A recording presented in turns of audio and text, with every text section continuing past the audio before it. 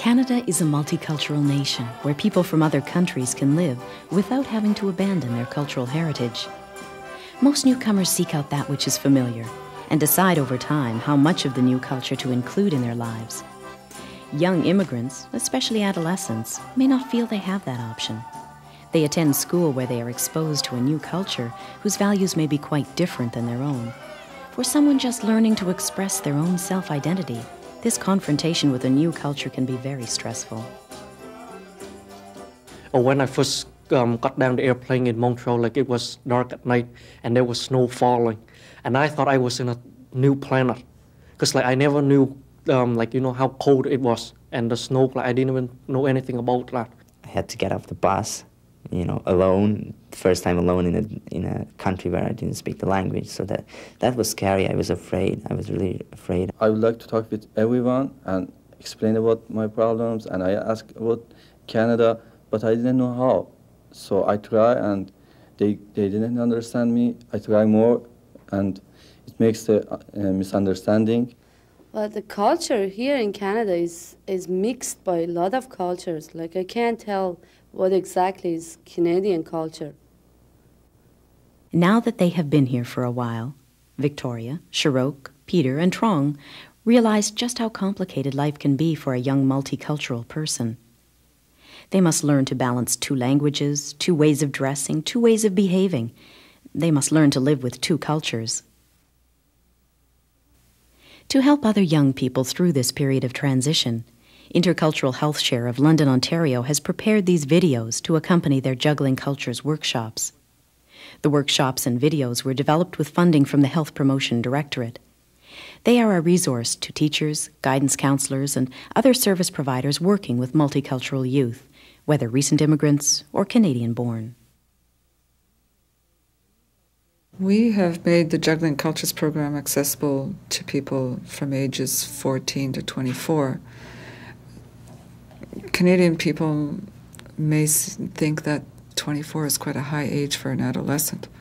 However, we've noticed in our work that when adolescents do move from one culture to another, that there is a kind of emotional freeze on their development, that their emotional and social life may be put on hold for a time until they can master the language, master school, master the system.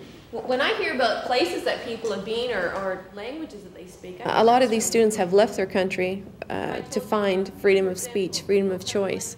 And when a student first comes to the country, to Canada, they don't have the language to express themselves. And I mean, that's a basic human right. And they've come here to exercise that right. And Juggling Cultures is a vehicle to help them do that, express themselves in another way, until the language comes. So especially, I would say, at the beginning stages, it's very useful. I want you to think about your story. 1 week after we moved for our apartment, and I went to school. And when I arrived to school, well, it was sad because I didn't know any Portuguese people or Canadian.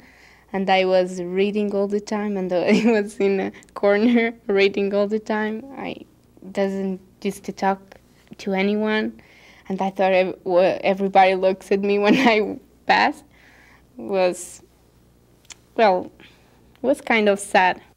I think at first there's a lot of shyness involved, and there's almost like there's a withdrawal at first. There's a shock to just coming to a new environment, and they're very quiet.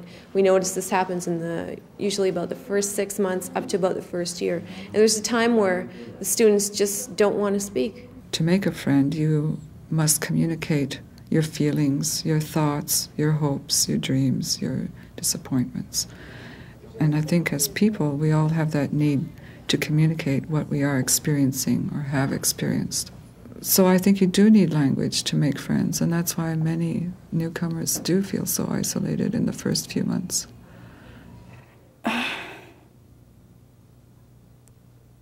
We came here, but we didn't know how to do, how to speak, how to buy something, how to meet new people. We didn't know how to answer all the questions that the Canadian people said to us. I think many of us who have not moved from another country do not really realize the conflict that does go on and the difficulties that are experienced. Art therapy is extremely valuable certainly for children, for instance, who have not developed verbal skills. And it's extremely important for people who are unable to talk the language of, say, the country, their adopted country. Here they can express feelings that they are unable to put into words. We're going to start introducing ourselves by using the Polaroid camera. It's quite simple. Sorry, is this the workshop? Yes, come on in. I have had the impression that when kids arrive for the workshop, they're usually apprehensive, shy. They just have no idea of knowing, especially in such a mixed group as that, where everyone's from all over the world, how well they'll be able to communicate, how well they'll be able to draw, how well they'll be able to make a friend. They just don't know. You just look in the hole here at your subject, and then you press the button. And it comes out by itself. On here you see it's got an attachment prism, and it divides the picture into 3 parts that repeat themselves. Maria Jose, would you like to take the first one? We use the Polaroid photograph technique at the beginning of the sessions as an icebreaker primarily. So, who's next? I'm ready. Because it's an easy technique to use and also a fun technique. Okay. 3 verticals and then the vertical. Ready? Once the photographs have been taken, or even as they're being taken, the bonding begins quite naturally. People can't help but say, hey, look at this. And somebody else goes, oh, that's neat, and they pass it around, and then the bonding is already starting. Let's do another round and see what else we can come up with.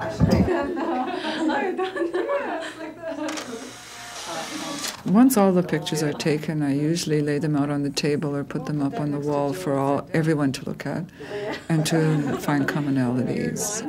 And even something simple like just standing there can be interesting because of the bow and the hair. You see 3 accents going across the page. It's like a musical rhythm, like that. Oh, very nice. If I point out 2 or 3 artistic elements, then usually they chime in and find others, and to hear other people in the room citing positive artistic comments about your work is really quite confidence building. But if you've been transposed from a familiar setting to a non-familiar setting where you don't know anyone, you don't know the language of communication, you don't know what people like, so you don't know what to do to get them to like you, I think it's quite easy to feel somewhat inferior or insecure about your worthiness as a person. And so what I try to address in the workshop is that we carry our self-worth within us, and that we can call upon it at will, and that we can call upon it to strengthen us and to fortify us in dealing with the outside world. So if you think back to those first few days, we're going to try to incorporate that into our next little exercise. I'd like you each to pick out a piece of paper, and then we'll attach our photograph to somewhere on the paper with tape. Just explore that topic. Right when I came, I didn't know how to speak in English, right? So, I don't know, I was scared of going into a classroom and all that. I thought, what am I gonna say? What am I gonna do here? I don't know what the teacher is saying and all that. And in each finger, I would like you to write something about yourselves. 3 or 4 things about yourselves, and then 1 thing that you found frustrating or not so nice, not so easy about having 2 cultures. I mean, I was so worried about what people say. How am I, if I talk funny, or even though I still do have a hard time when people, oh, you have a funny accent and stuff. But I mean, I take it as a joke now. I was like, oh, yeah. But no, it is hard. I remember walking to school before when people threw rocks at you, like my mother and I. And my mother had to speak to the principal, and they found out who was throwing the rocks, and they got in trouble. And this was every day on the way to school. And we had to watch out for rocks everywhere. I think we are able to turn some negatives into positives in juggling cultures, not seeing as the problems we're experiencing as our own fault. But these things happen to people who are going through the similar situation of juggling 2 cultures at one time. and that it has phases. We can see that we will come out of it eventually. I think they seem to enjoy getting up and speaking about themselves. Eugenia, I come from Portugal. I like movies, dream, read music, and write stories. I like bananas and strawberries. And we begin to notice, well, I'm not that different. A lot of people like music, and I like music, or sport, or a lot of people found language difficult, and that's what I found difficult. And hey, maybe this might be an interesting group. Hi, my name is Carlos. I'm from El Salvador, and when I came to Canada, my main shock was the language.